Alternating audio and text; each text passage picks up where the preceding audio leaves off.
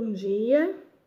Então, eu tenho visto e ouvido, algumas outras mãezinhas com crianças com outros problemas além do autismo também. E eu tenho sentido a dificuldade que os pais têm em falar sobre tanto o diagnóstico quanto a suspeita de alguns problemas com as crianças, né? E a grande pergunta de hoje é a seguinte: as pessoas precisam saber que o meu filho é autista? E aí a minha opinião como mãe e como educadora de formação é sim, as pessoas precisam saber que o nosso filho é autista. E aí eu elaborei algumas razões aqui, tá escrito no caderninho, pelas quais as pessoas precisam saber que o nosso filho é autista, né? Do porquê e como isso pode ajudar no desenvolvimento deles, tá? O meu filho, desde quando a gente começou a suspeitar, lá com 2 anos de idade, que ele tinha algum problema de comportamento, algum transtorno, eu já comecei a preparar a minha família e a família do pai dele, tá? Que mesmo que ele não fosse diagnosticado com autismo, ele teria que ter algum problema, né? Então, as pessoas têm que estar preparadas para lidar com isso. E aí a primeira razão, acelera o diagnóstico e torna o tratamento mais eficaz. Então, eu conversando com as pessoas sobre isso, sobre a suspeita ou sobre o diagnóstico do meu filho, faz com que as pessoas comecem a observar algumas estereotipias ou comorbidades que ele possa apresentar, e eu vou estar passando isso para os médicos dele. Porque às vezes a criança ela é diferente dentro de casa, na rua, na casa do amiguinho, ou na escola, ou na casa dos avós, ela tem um comportamento diferente. Então, a gente precisa conversar sobre esses comportamentos com as outras pessoas, ok? Segundo, facilita a convivência em família e na escola. As pessoas, elas percebendo que a criança ela tem uma dificuldade ou um comportamento diferente das outras, ela já vai fazer, com que a convivência dessa criança seja o mais perto do normal possível, que haja uma socialização. 3. Melhora as condições de socialização. As outras crianças, elas não precisam que as outras as chamem para brincar. As outras crianças, elas simplesmente identificam que aquela brincadeira ou aquele brinquedo é legal para elas e elas simplesmente vão participar. O autista não. O autista, ele tem que se sentir bem-vindo, ele tem que se sentir atraído. E aí ele vai pelas beiradas e acaba participando da brincadeira, raramente brincando junto, tá?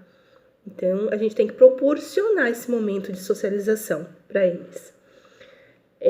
Evita o acúmulo dos traumas psicológicos. Quando a criança ela já cresce sendo tratada e ela tendo a consciência de que ela é autista ou de que ela tem algum outro tipo de transtorno, ela mesma já vai fazendo e exigindo que as pessoas tenham o devido respeito àquelas dificuldades dela. Porque ela tem as dificuldades, ela tem os direitos e ela tem que saber impor. Se ela ficar introspectiva, separadinha, numa redoma de vida, eu não vou contar para ninguém porque eu tenho que ser tratado igual todo mundo, não vai dar certo. Porque não tem que ser tratado igual todo mundo, porque não é igual todo mundo.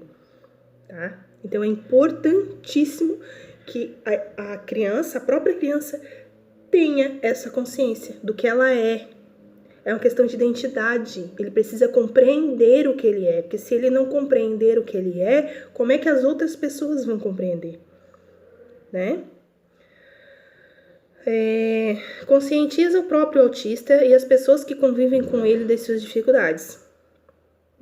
Óbvio. A gente acaba percebendo. Quando eu desconfiei que meu filho podia ser autista, eu fui pesquisar. Quais são as principais dificuldades? O autista, ele não gosta que fale alto, ele não gosta de barulho, de som, barulho muito alto, alguns sim, alguns não.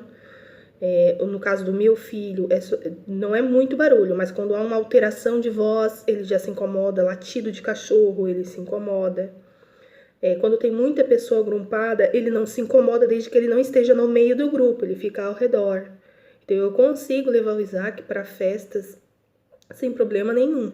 Mas tem crianças que já não são assim, precisam de um pouco mais de cuidado, mas isso não quer dizer que elas não queiram socializar. E elas querem, elas só não sabem como. E a gente tem que descobrir como que a gente vai colocar elas para socializar. De repente, não com tantas pessoas junto, né?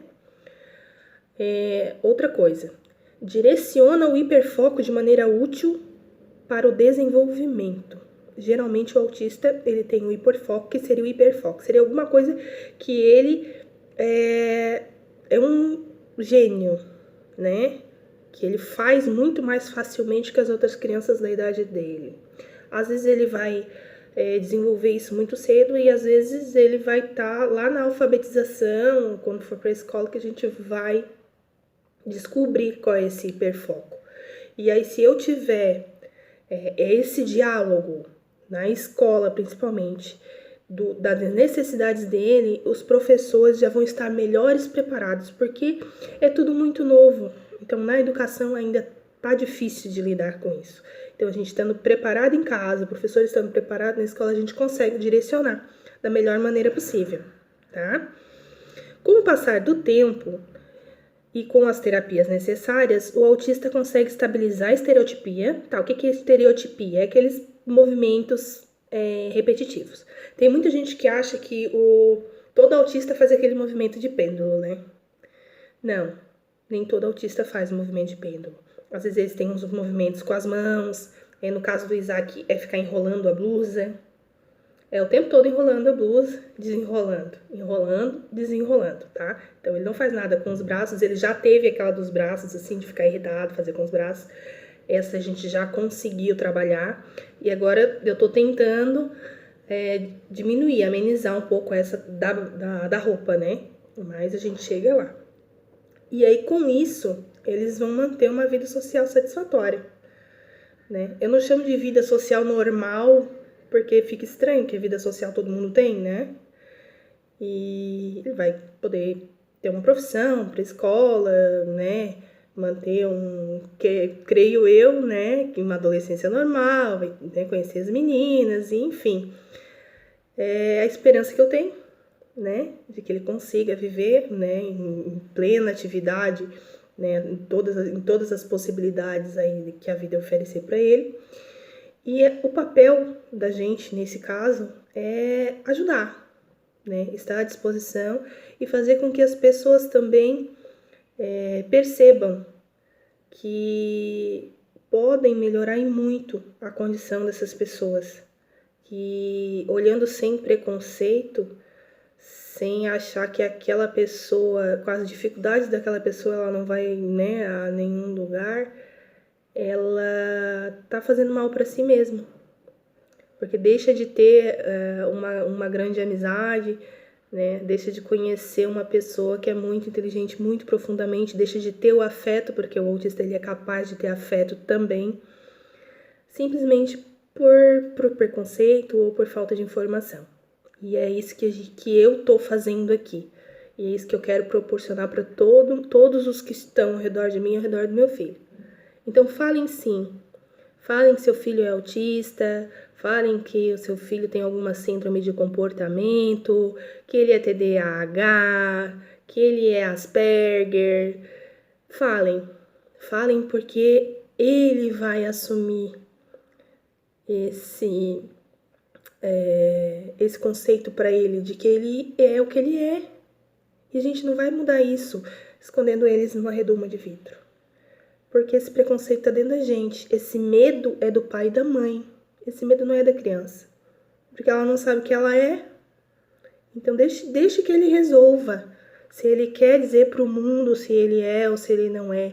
Quando ele tiver consciência de dizer, não, mãe, eu não quero mais falar sobre isso, eu não me sinto nessa dificuldade. Legal, beleza.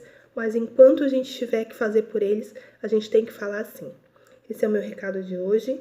Muito obrigada.